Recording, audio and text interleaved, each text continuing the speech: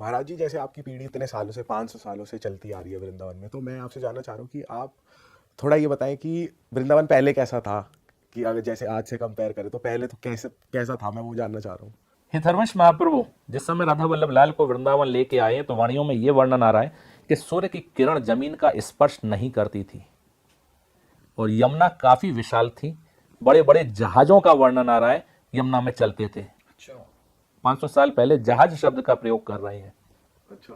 और 7-7 मंजिल के, 6-6 मंजिल के जहाज, उनका वर्णन आ रहा है।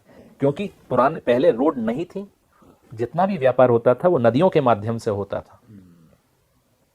जितने पुराने प्रमुख शहर हैं वो सब नदियों के किनारे। बाद में ये शहर जो रोड बन गई हैं तब और डेवलप हुए, नहीं तो पहले जितने भी आप देखेंगे प्राचीन शहर वो सब नदियों के किनारे, जो माध्यम हो व्यापार का। तो ऐसा वृंदावन था। जंगली जानवर, उस समय हरिराम व्यास एक रसिक संत हुए, वो वृंदावन आए हरवंश महाप्रभु की शरण में। उन्होंने, उनका एक पद है, यानी कि पीरियड वही था आज से लगभग 500 साल पहले का ही। अब साचे ही कलयुग आयो, वो कह रहे हैं अब सच में ही कलयुग आया। उसमें फिर लास्ट में लाइन आती है, मथुरा खुदत कटत वृंदावन मुनिजन सोच उपायो, इतनो दुख सहबे के काजे काहे को व्यास जिवायो। वृंदावन की लताएं कटने लगी थी, मंदिरों के निर्माण होने लगे। हरवंश महाप्रभु ने अपने जीवन काल में इस वृंदावन में एक जरा भी कंस्ट्रक्शन नहीं होने दिया। बड़े बड़े राजा आए कि महाराज मंदिर बनवा लो, ये करवा लो। अब राजा आज्ञा के पीछे कौन नहीं मानेगा, माननी पड़ेगी। तो भाई उन्होंने एक शॉर्टकट रास्ता निकाली कि राजा देख मंदिर तो बन जाएगा, उसमें ठाकुर जी विराजमान नहीं हो पाएंगे, उससे पहले तू मर जाएगा, बोल बनवाना हो तो बनवा, क्योंकि इतनी लताएं कटेंगी, इतने जीव मरेंगे, वो सारा अपराध तेरे ऊपर आएगा। तो बिना टोके ही अपने आप लौट जाते थे। कौन को मरने से डर नहीं है। सही बात। तो वो बिना ऑर्डर करे ही लौट जाते थे। बड़े बड़े राजा आए उस समय में। लेकिन हरिराम व्यास बाद में लिख रहे हैं कुछ समय बाद ही, मथुरा खुदत, मथुरा में भी खुदाइयां हो रही हैं तरह तरह की। कटत वृंदावन, वृंदावन की लताएं काटी जा रही हैं। फिर कह रहे हैं मुनिजन, मुनि लोग, कछु तो सोचो, कुछ तो विचार करो इस बात पे। फिर जब कोई नहीं उनको निष्कर्ष निकल रहा है तो फिर कह रहे हैं कि इतनो दुख सहबे के काजे, इतना दुख सहन करने के लिए मुझे क्यों जिंदा रखा है। ऐसे ऐसे रसिक संत हुए हैं। तो तब महाराज जी फिर ठाकुर जी कहाँ रहते थे, मतलब? लताओं के ही मंदिर में। अच्छा, कोई कंस्ट्रक्शन नहीं, जंगल में। पद में वर्णन आ रहा है, लता भवन सुख शीतल छाहा, श्री हरिवंश रहत नित तहां, तहां न वैभव आन की। वैभव का बैरिकेड कुछ नहीं, कोई दिखावा नहीं, केवल विशुद्ध प्रेम। प्रेम में दिखावा नहीं चलता, जो एक्चुअल चीज होती है वो। आज तो प्रेम शब्द ही शब्द रह गया है, सार खत्म है। जैसे पत्ते पे ओस की बूंद गिरे और धूप निकलने के बाद में ओस उड़ जाए तो हल्का सा एक चिन्ह बना रह जाता है कि यहाँ पे ओस गिरी थी। तो केवल वो उसको प्रेम प्रेम कह रहे हैं आज की तारीख में। ओस नहीं है वो, आज केवल कामनाओं से भरा हुआ है प्रेम। प्रेम होता है हमेशा निष्काम, जिसमें अपना कोई चाहना नहीं हो, हमें देना है, वो है प्रेम।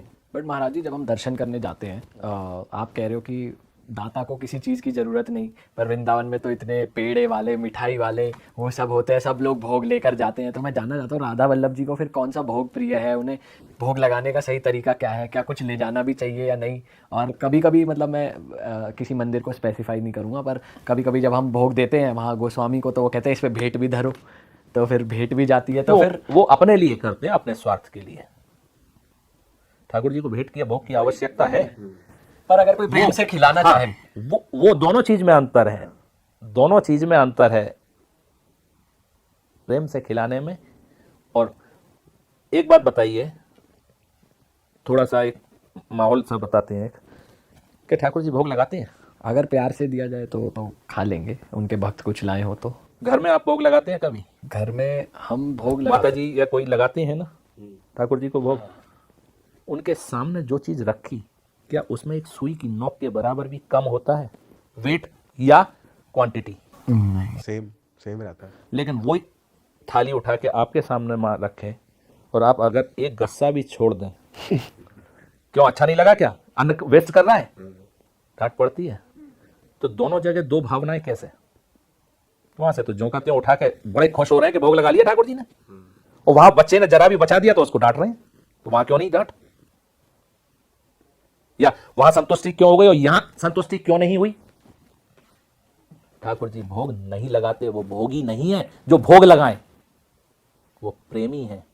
जिस प्रेम से, जिस भाव से आपने बनाया या उनके सामने रखा, उन्होंने उतना ही प्रेम और जो भाव था वो शक किया और उतना ही अपना डाल दिया प्रेम। इसीलिए प्रसाद का स्वाद बढ़ जाता है। वो वस्तु उन्हें नहीं चाहिए, कोई वस्तु से मतलब नहीं है, उनका प्रिय भोग प्रेम है। एक हमारे यहां इनको कृष्ण जी के लिए रस लंपट, लंपट तो लालची हो गया, अभी किसी से लालची कह दोगे तो लड़ मरेगा, लेकिन यहां उनके लिए कह रहे हैं रस लंपट। प्रेम के लंपट है, प्रेम के लालची है वो, और कुछ नहीं चाहिए उन्हें। तो जिस भाव से, जिस लाड़ से आपने उनको भोग लगाया, वो केवल वो लाड़ और भाव लेंगे उसमें से, उस वस्तु से उन्हें मतलब नहीं है कि आपने रबड़ी रखी, कि रसगुल्ला रखे, कि समोसा रखे। वो देख ही नहीं रहे हैं उस चीज को। हमारे यहाँ कह रहे विविध भांति व्यंजन करो, लोन बिना सब फीक। 56 भोग बनाई, नमक डालना भूल गए, सब फीका। और नमक के लिए कहावत क्या है? चुटकी भर। अगर इतनी सी प्रेम की पुट हो तो वो छोड़े नहीं कुछ भी, तब रस आएगा उसमें, उन्हें भी पाने में। वाह, बिना प्रेम के तो वो देखेंगे भी नहीं। अरे मैंने इतने का भोग लगवाया, मैं बांट रहा हूं वहां पे खड़ा होके, दिखावा। वो पाया उनने? अगर आपके संग में कोई ऐसे करे कि मैंने फलाने को ये दिया, वो आप उसको अगर कपड़ा भी दिया और वो गा रहा है 10 जगह, आप उस कपड़े को पहनेंगे? नहीं। ठाकुर जी लेंगे? नहीं। भक्ति क्या है? जो हमें अपने लिए अच्छा लगता है उसको और दिव्यता में उनके लिए करना। जो हमें अपने लिए अच्छा नहीं लगता आप उनके लिए करेंगे तो बेकार है। जो हमें अपने लिए अच्छा लगता है कि सामने वाला हमारे संग में ये करे, सामने वाला ये करे, आप चाहेंगे कोई बदमाश हमारा दोस्त बने या कोई जेबकट हमारा दोस्त बने? वो भी नहीं चाहेंगे। वो भी प्रेमी चाहेंगे। आप भी यही चाहेंगे कि प्रेमी हो, कोई मिलनसार हो, अच्छा बोलने वाला हो, उनसे ही दोस्ती करेंगे। जैसा आपको अपने लिए पसंद है उसको और दिव्यता में उनके लिए करना ही भक्ति है। और महाराज जी जैसे कि वहाँ पे अभी हम सुनने में आता है कि काफ़ी डेवलपमेंट भी होने वाली है, तो वो कैसे लेते हैं? वो ज़्यादा सही है वृंदावन के लिए, कैसा है थोड़ा बताओ। अभी आपको बताया कि अब सांचे ही कलयुग आयो, मथुरा खुदत कटत वृंदावन। वृंदावन की शोभा वहां की लताओं से है, ना कि ईंट पत्थरों से। ये बिल्डिंग तो दिल्ली में आपके इधर बहुत हैं जी। वृंदावन पहली बार किसी ने नाम सुना तो क्या माइंड मेक करेगा? कौन जगह लिया? कैसा होगा वन? वहां तो आज कंक्रीट वन दिखता है उसको, वो दिल्ली में कम नहीं है। बिल्डिंग एक से एक बढ़िया यहाँ मिल जाएंगी, वही चीज वहां मिल रही है, तो यहाँ पे और वहां पे कोई अंतर ही नहीं छोड़ रहे हैं। जिसके लिए ये कह रहे हैं जो रज शिव सनकादिक याचत सो रज शीश चढ़ाऊं, वो रज भी देखने को नहीं है। रज भी खत्म होती जा रही है, कंस्ट्रक्शन हो रही है, रज कहां रहेगी? ये प्रत्यक्ष वृंदावन जो आपको देख रहे हैं, लेकिन जो पुराने रसिक हैं उनको वही चिरजीव वृंदावन दिख रहा है। उन्हें वो ईंट पत्थर दिख ही नहीं रही हैं, लताएं दिख रही हैं सब जगह।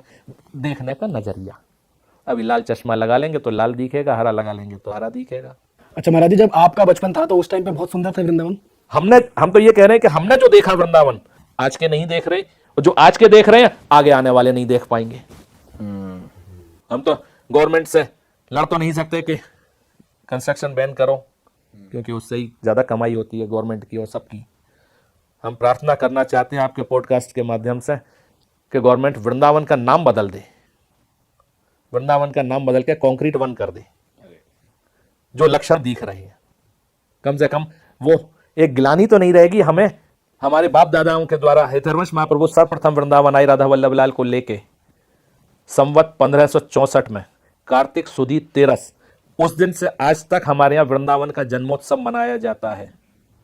कार्तिक सुदी 13 के दिन बड़े हर्षोल्लास से होता है वृंदावन में, राधा वल्लभ मंदिर में सवारी निकलती है, बहुत उत्सव होता है। तो उनका बसाया हुआ वृंदावन आज कहां से कहां लोग ले गए हैं उसको।